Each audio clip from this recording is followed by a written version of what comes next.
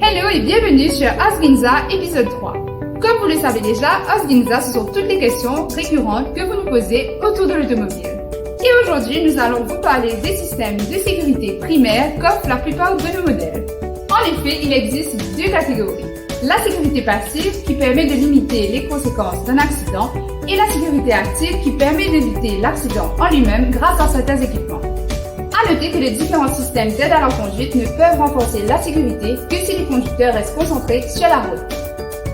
Pour commencer avec la sécurité passive, vous avez bien évidemment la ceinture de sécurité, qui en cas de collision vous aide à minimiser les blessures et évite aux occupants d'être éjectés de la voiture. Nous avons aussi les airbags qui protègent les occupants en cas de choc frontal. Les airbags viennent compléter la ceinture afin d'améliorer le mouvement de la tête vers l'avant. Selon le niveau d'équipement, certaines voitures peuvent être équipées d'airbags latéraux. Venons à présent à la sécurité active. Vous avez sûrement déjà entendu parler de l'ABS sans forcément comprendre son fonctionnement. L'ABS est un système qui agit sur les freins. Il détecte le moindre blocage d'une roue et réduit alors instantanément la pression de freinage sur celle-ci.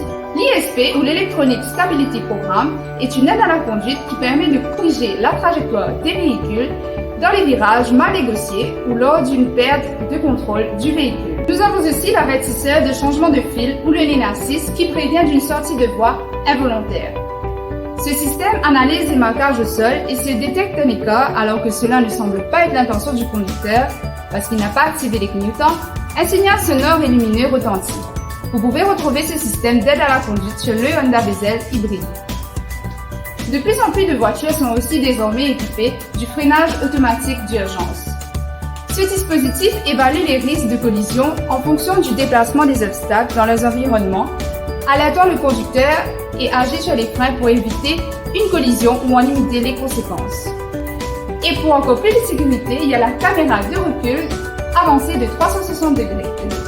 Elle offre une vue panoramique pour une visibilité encore meilleure lorsque vous reculez.